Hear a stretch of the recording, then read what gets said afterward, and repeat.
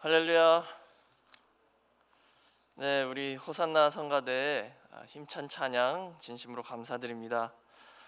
저는 오늘 이사야 55장 1절에서 3절을 맞이하여 통해서 다윗에게 허락하신 확실한 은혜라는 제목으로 잠시 은혜를 나누겠습니다. 다윗에게 허락하신 확실한 은혜. 오늘 본문 말씀 보시면 이 마지막 때 필요한 모든 것을 하나님께 나와 어떻게 하면 얻을 수 있는지를 말씀하고 있죠.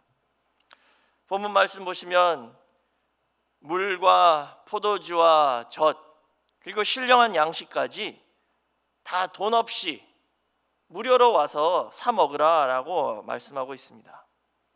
그 방법은 하나님께 돌아와 하나님의 말씀에 청종하라 라고 말씀하셨어요. 그러면 너의 영혼을 살 길을 받을 것이고 그 다음에 하나님께서 이 모든 좋은 것으로 채워주신다라고 약속해 주셨죠. 그러면서 하신 말씀이 그렇게 나에게 돌아와서 내 말에 청종하면 하나님 아버지께서 우리와 영원한 언약을 세우신다. 근데 그 영원한 언약이 뭐냐? 그것이 바로 다윗에게 허락한 확실한 은혜다라고 말씀하셨어요. 그래서 오늘 제목이 다윗에게 허락하신 확실한 은혜입니다. 이 다윗에게 허락하신 확실한 은혜라는 표현이 무엇을 의미하는 것일까요? 그게 오늘 이 말씀의 핵심 내용이 되겠습니다. 여기 확실한 은혜라는 표현이요, 히브리어로 두 단어인데요, 확실한은 아만이란 단어입니다. 아만. 그 아만이란 단어가 바로 우리가 잘 알고 있는 아멘이란 단어의 어원이죠. 그래서 아만이란 단어는 확실하다, 견고하다, 믿을만하다라는 뜻입니다. 그 다음에 은혜라는 단어는 히브리어로 헤세드인데요, 그 뜻은 언약을 지키시는 하나님의 신실하신 사랑과 은총을 의미하는 거예요. 언약을 지키시는 하나님의 신실하신 사랑과 은총. 그러니까는 확실하고 또 확실한 거죠. 다윗에게 이런 은혜를 허락하셨다는 것입니다. 그런데 오늘 이 본문 말씀은 이사야 선지자를 통해서 다윗이 죽은 지 약 300년 후에 너희들에게 이 영원한 언약을 세우면서 다윗에게 허락한 확실한 은혜를 주겠다라고 약속하시는 거예요.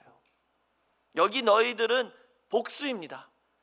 원래 이 확실한 은혜는 다윗 한 사람에게 주셨는데 이제 300년 후에 다윗의 자손들에게 너희들에게도 그 은혜를 똑같이 주겠다라고 약속하셨죠. 또 더 나아가서 이제 신약에 가서 사도행전 13장 34절에 사도 바울도 설교 중에 이 말씀을 인용해서 너희들에게 또 다시 한번 다윗에게 허락하신 그 확실한 은혜를 주신다라고 말씀하셨어요. 그때는 다윗이 죽은 지 약 1000년이 지난 후입니다. 그런데도 하나님께서 그 다윗에게 허락하신 확실한 은혜를 약속하셨다는 것은, 이것은 영원한 언약의 은혜라는 것이죠. 그렇다면 이 다윗에게 주신 이 확실한 은혜가 무엇인지 다시 한번 정확하게 한번 살펴보도록 하겠습니다. 큰 첫 번째로 이것은 다윗 언약의 내용이 되겠습니다. 다윗 언약의 내용. 저희가 다윗 언약에 대해서 말씀드리면 많은 성도님들은 성전 건축에 대한 내용만 기억하고 있습니다.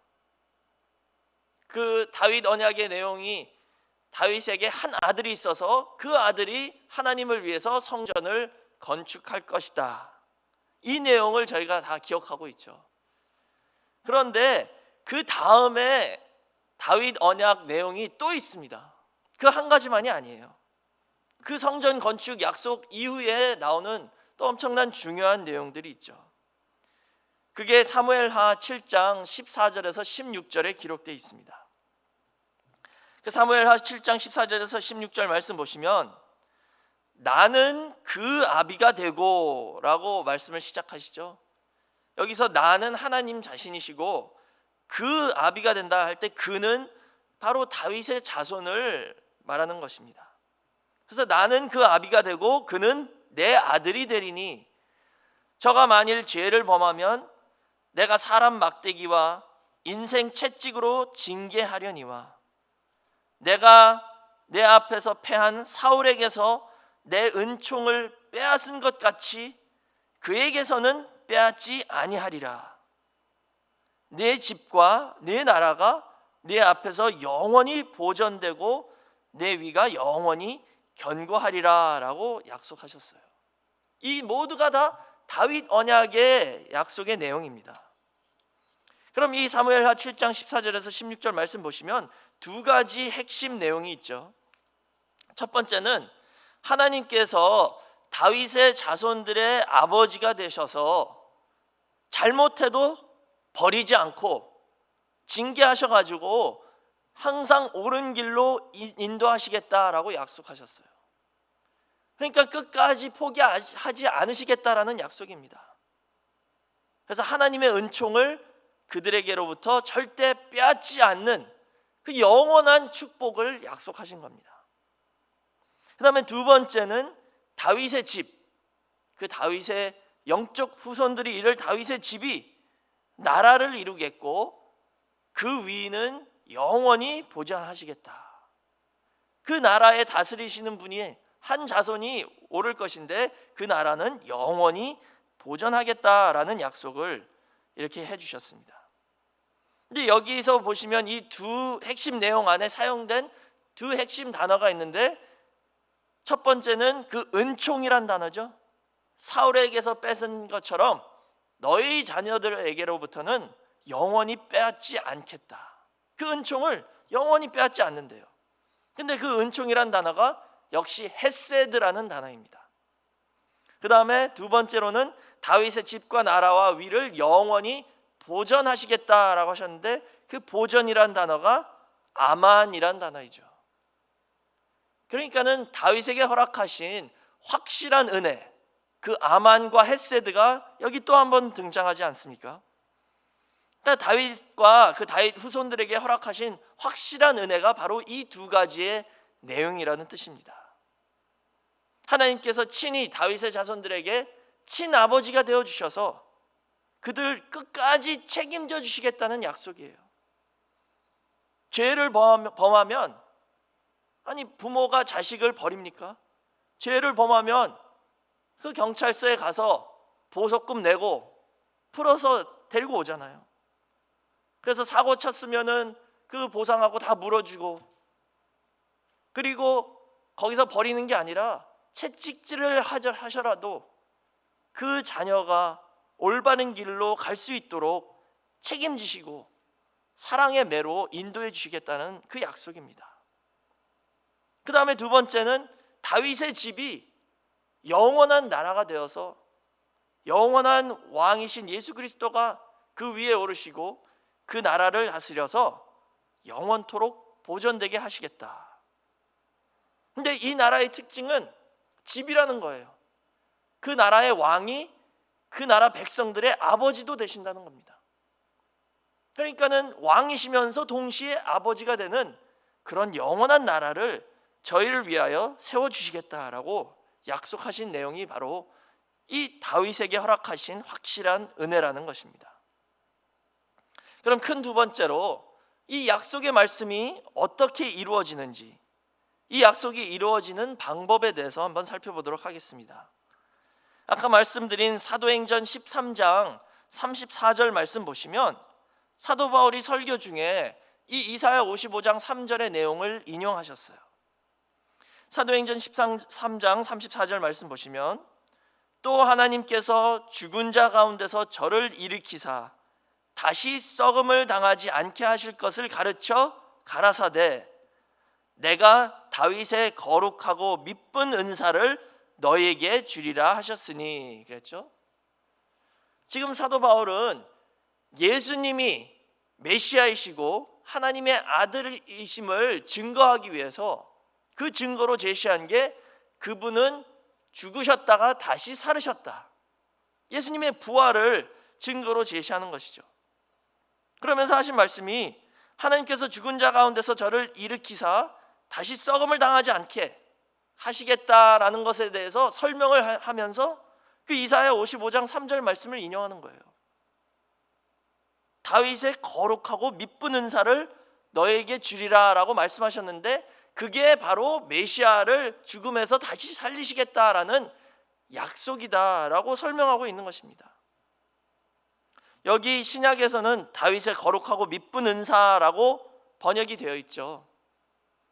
이게 이사야 55장 3절에 다윗에게 허락하신 확실한 은혜라는 같은 표현입니다.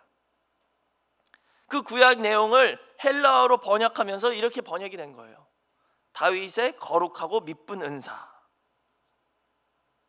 그렇다면 예수님께서 십자가 죽으시고 썩지 않고 부활하셨다라는 사건이 어떻게 다윗에게 허락하신 확실한 은혜로서 설명이 됩니까? 이 두 내용이 어떤 연관이 있을까요?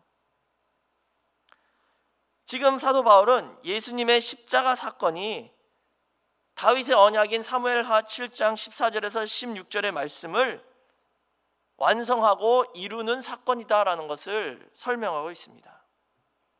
그 뜻은 뭐냐면, 지금 다윗의 자손들이 범죄를 해도 그들을 버리지 않고 그들을 인간의 채찍으로 징계해서라도 옳은 길로 인도하시겠다라고 약속하셨죠.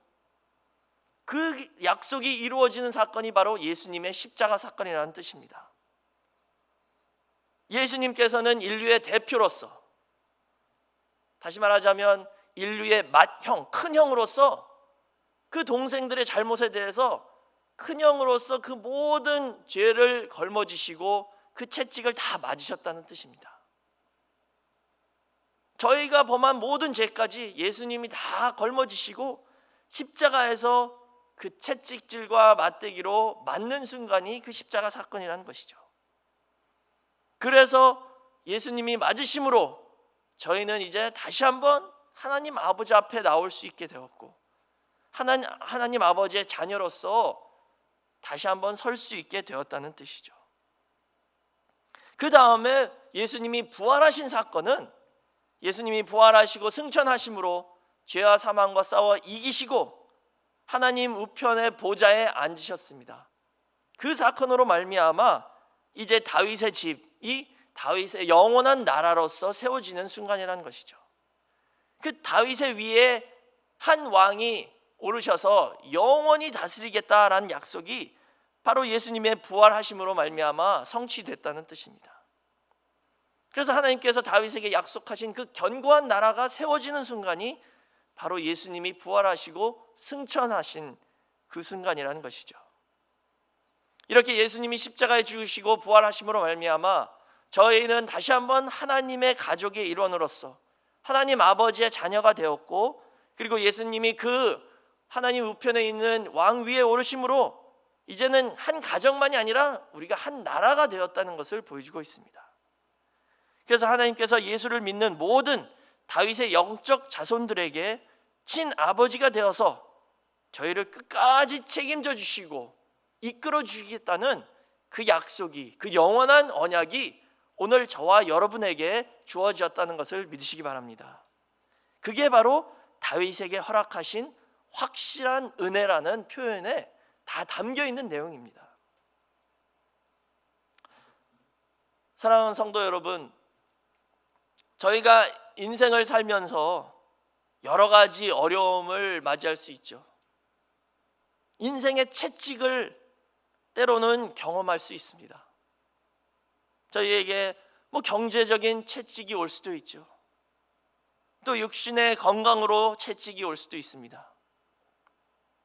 또는 가정의 문제로 채찍, 혹은 자녀들을 통해서 저희를 채찍질 하실 때도 있습니다.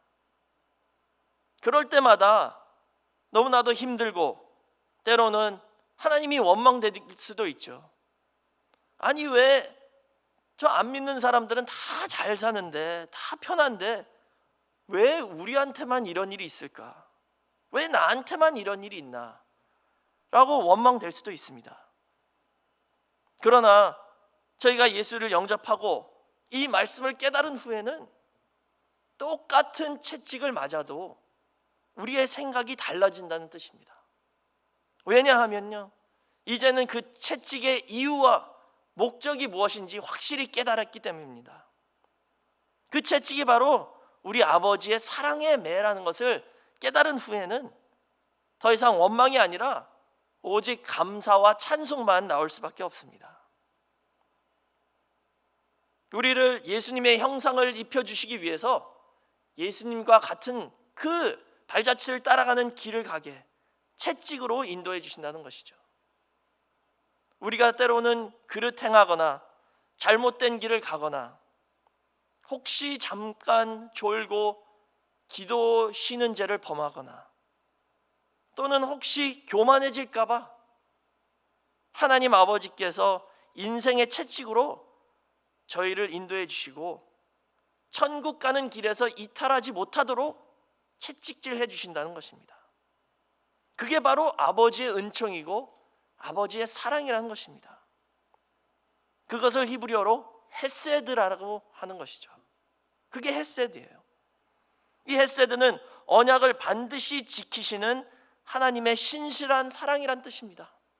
그 언약이 우리를 천국 갈 때까지 책임져 주시겠다라고 약속하셨기 때문에 그 길에서 이탈할 때마다 채찍질 하신다는 것이죠. 그게 사랑의 표현이라는 것입니다.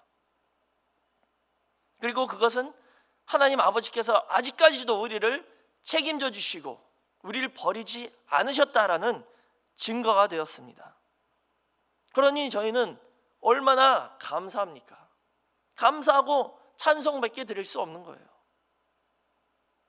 오늘부터 어떤 어려움 그리고 어떤 인생의 채찍이 올지라도 늘 아버지 앞에 감사하는 저와 여러분 모두가 되실 주의 이름으로 축원하겠습니다.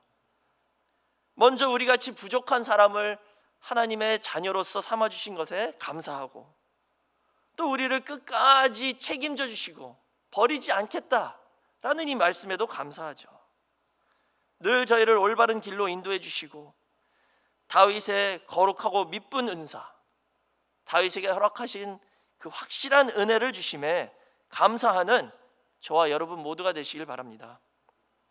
큰 세 번째로는 다윗에게 허락하신 확실한 은혜는 영원한 언약입니다. 그게 바로 영원한 언약이라는 거예요. 오늘 본문인 이사야 55장 3절 말씀 보시면 내가 너희에게 영원한 언약을 세우리니 곧 다윗에게 허락한 확실한 은혜니라 라고 말씀하셨죠. 영원한 언약이니 곧 그것이 다윗에게 허락한 확실한 은혜라는 것입니다.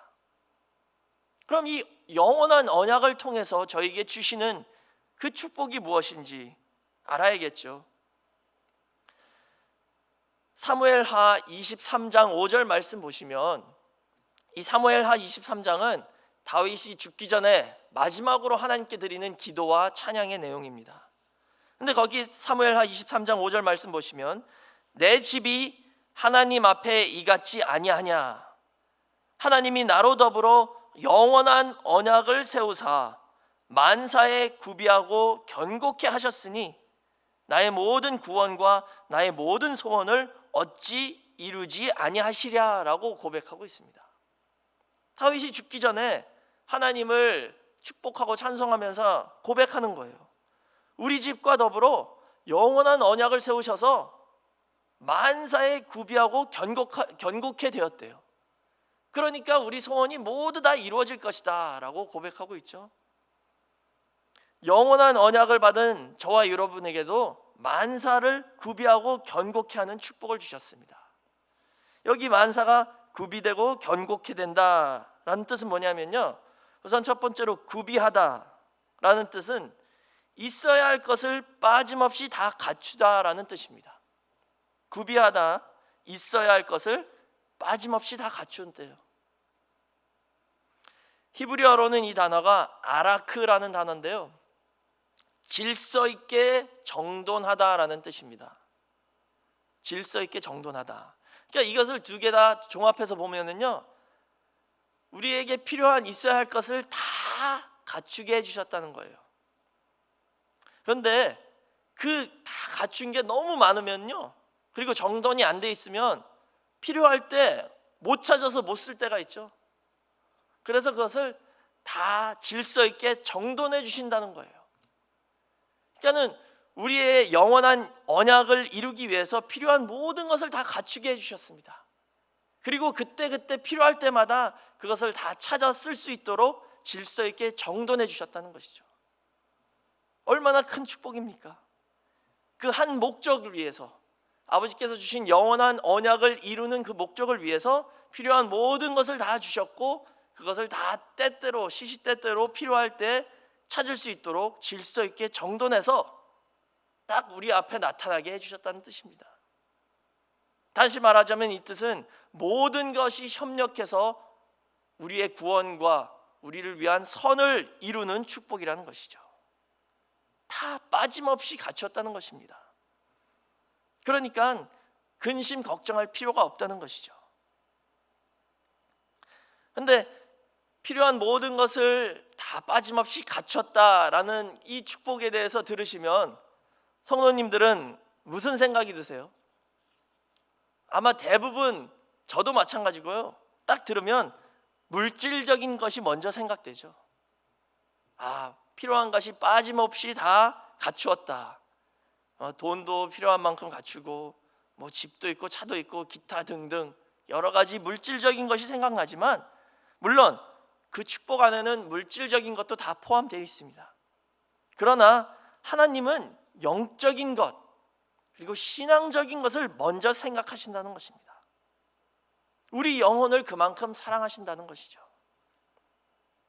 그래서 예레미야 32장 40절 말씀 보시면은요, 이렇게 말씀하셨어요. 내가 그들에게 복을 주기 위하여 그들을 떠나지 아니하리라 하는 영영한 언약을 그들에게 세우고, 나를 경외함을 그들의 마음에 두어 나를 떠나지 않게 하고 라고 말씀하셨습니다. 여기 보세요. 여기서도 역시 영영한 언약이 나오죠. 영원한 언약인데, 그 영원한 언약을 이루시기 위해서 어떻게 하신대요? 우선 하나님이 우리를 영원히 떠나지 아니하신다 약속하셨죠. 근데 그걸만으로도 부족하다는 거예요. 왜? 타락한 인간이 하나님을 떠날 때가 더 많으니까. 그래서 그것을 방지하기 위해서 어떻게 하셨어요? 나를 경외함을 그들의 마음에 두어 나를 떠나지 않게 하신다라고 약속하셨습니다. 하나님을 경외하는 마음을 주시겠대요. 이게 그 만사에 구비하다라는 그 축복 안에 포함되어 있다는 뜻입니다. 필요한 모든 것을 빠짐없이 갖추게 하기 위해서 필요한 게 뭐예요? 하나님을 경외하는 마음을 우리 안에 두셨다는 겁니다. 그래서 하나님을 떠나지 않게 하셨다라고 약속하셨습니다. 그러니까 우리 마음에 하나님을 떠나지 않고 하나님을 경외할 수 있도록 그 필요한 성품까지도 다 구비해 주셨다는 것이죠. 그게 하나님께서 만사에 구비하는 축복이 저에게 주어진 축복이라는 것입니다. 그 다음에 두 번째로는 견고한 축복이죠. 견고하다. 여기 견고케 하다, 히브리어로 샤마르인데 그 뜻은 지키다, 감시하다 이런 뜻입니다. 그런데 이 사무엘하 23장 5절에서는 칼 수동태를 사용하고 있어요. 수동태. 그러니까는 우리가 지키는 게 아니라 하나님께서 우리를 지켜주신다라는 뜻이죠. 하나님의 절대 보호를 받는다는 뜻입니다. 그래서 견고할 수 있다는 것이죠. 예레미야 50장 5절 말씀 보시면 하나님께서 너희는 오라 잊어버리지 아니할 영영한 언약으로 여호와와 연합하자라고 말씀하셨어요. 너희는 하나님께 돌아오래요. 돌아오면 어떻게 해주신대요? 영영한 언약으로 하나님과 연합하게 해주신다라고 약속하신 겁니다. 이 역시 영원한 언약인데요, 영원한 언약은 어떻게 되는 언약이냐? 하나님과 연합되는 언약입니다. 그러니까 견고케 될 수 있다는 것이죠. 하나님과 영원한 언약으로 연합되어 있기 때문에 견고할 수 있다는 것입니다. 또 더 나아가서 우리를 지켜주시기 위해서 우리 가운데 하나님께서 친히 보초, 경비소를 세우셔서 거기서 우리를 지켜주신다라고 에스겔 37장 26절에 말씀하셨어요. 에스겔 37장 26절에는 내가 그들과 화평의 언약을 세워서 영원한 언약이 되게 하고 또 그들을 견고하고 번성케 하며 내 성소를 그 가운데 세워 영원히 이르게 한다라고 말씀하셨죠. 에스겔 성전을 세우시는데 그게 바로 영원한 언약이에요. 왜?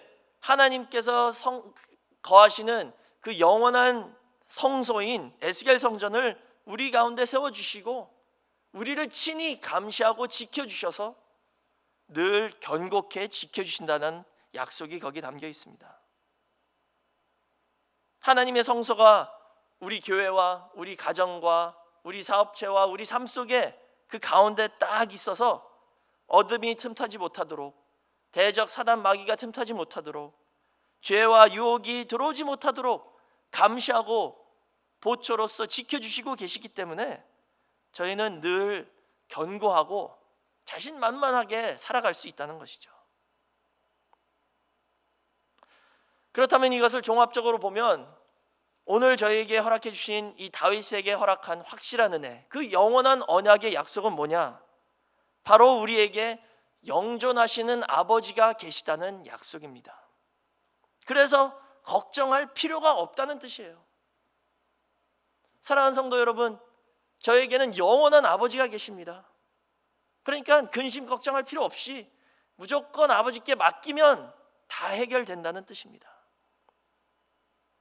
그러니까는 저희는요 고아가 아닙니다. 혹은 우리 부모님이 다 돌아가셔서 부모님이 안 계신 게 아닙니다. 저희에게는 살아계신 영존하시는 아버지가 지금 함께 하시고 저희를 지켜주시고 저희를 인도해 주신다는 이 영원한 언약이 있는 하나님의 친백성이 되었다는 것을 믿으시기 바랍니다. 아니, 하나님이 아무리 우리 아버지라고 입으로만 고백하면 뭐합니까? 근심 걱정을 내가 다 품고 있고 아버지한테 하나도 내놓지 않고 맡기지도 않는데 그분이 어떻게 우리가 아버지가 되실까요? 아버지 앞에는 우리가 어린아이 같이 되어야 된다는 겁니다. 말씀 차원에서는 어린아이가 아니라 장성한 차원까지 가서 그 신앙의 차원에서는 그 단단한 식물을 먹을 수 있는 그 고차원까지 가야 되겠지만 아버지 앞에 설 때는 어린아이 같이 서야 된다는 겁니다. 저희가 90세, 100세 먹은 할아버지, 할머니가 될다 할지라도 아버지 앞에는 늘 어린아이가 되는 거예요. 90세 할머니가 70세 먹은 아들한테 1,000원짜리 용돈 주시면서 길 건널 때 조심하라 라고 말씀하시잖아요. 그런 것처럼 영존하신 아버지 앞에는 저희는 늘 어린아이 같은 존재가 되어야 된다는 것입니다.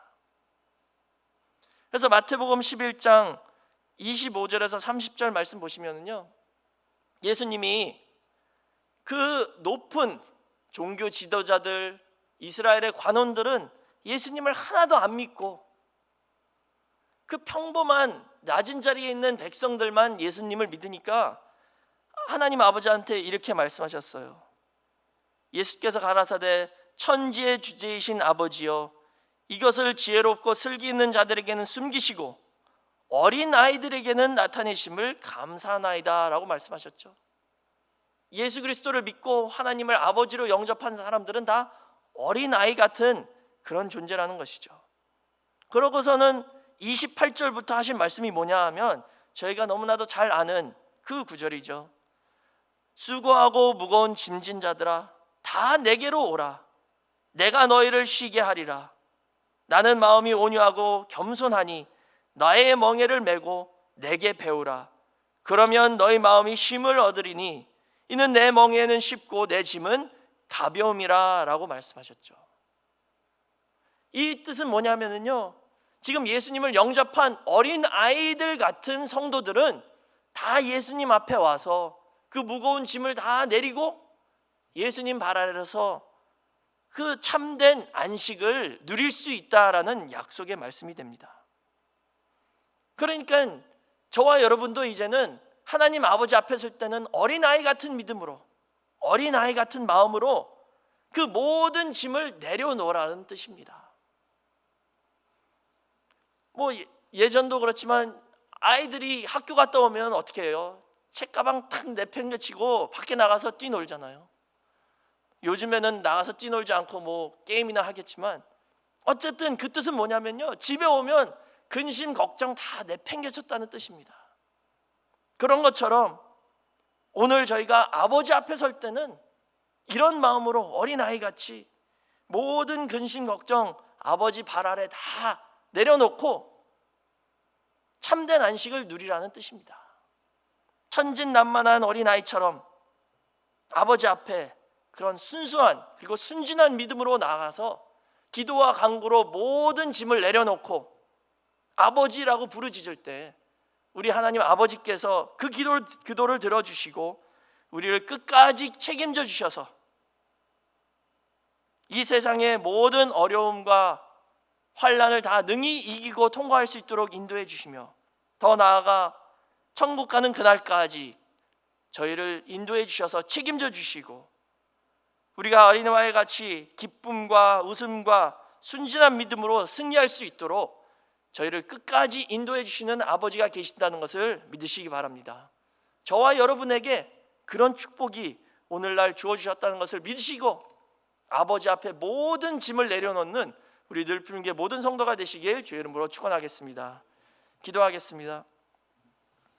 사랑과 은혜가 충만하신 아버지 하나님, 오늘 거룩하고 복된 주의 날, 이 어린이날을 맞이하여 저희를 하나님 아버지 앞으로 초대하여 주시고 어린아이같이 살 수 있는 은혜를 허락해 주심을 진심으로 감사드립니다. 이 어린이날을 맞이해서 아버지 앞에 서는 저희 모든 늘푸른교회 성도님들이 어린아이같이 순진한 마음으로 믿을 수 있는 축복 허락하여 주시옵소서. 그래서 매일매일 기도와 간구로 하나님 아버지 앞에 모든 근심 걱정과 모든 무거운 짐을 내려놓는 축복이 있게 허락하여 주시고, 그러므로 말미암아 아버지께서 그 모든 문제를 책임져 주시고 그 모든 짐을 아버지께서 걸머져 주시고 저희를 항상 사랑 가운데 헤세드 가운데 인도해 주시고 책임져 주시며 올바른 길로 갈 수 있도록 이끌어 주심을 진심으로 감사드립니다. 아버지 하나님, 우리 늘푸른교회 모든 성도님들과 가정마다 다 기억하여 주시고 그 모든 기도를 들어주시고 하나님께서 친히 인도하여 주셔서 이 코로나 사태 가운데 어려움이 있을지라도 능히 그것을 내려놓고 하나님 아버지 앞에 기쁨과 웃음과 감사하는 마음으로 나올 수 있게 허락하여 주시옵소서. 그럴 때 그 모든 문제가 해결되는 축복을 체험할 수 있게 허락하여 주시고, 그러므로 말미암아 더욱더 감사할 조건이 넘치는 역사만이 있게 허락하여 주시옵소서. 이 귀한 은혜와 축복해 주심을 진심으로 감사드리며 예수 그리스도의 이름으로 간절히 기도드렸사옵나이다. 아멘. 하나님께 영광의 박수 올리겠습니다.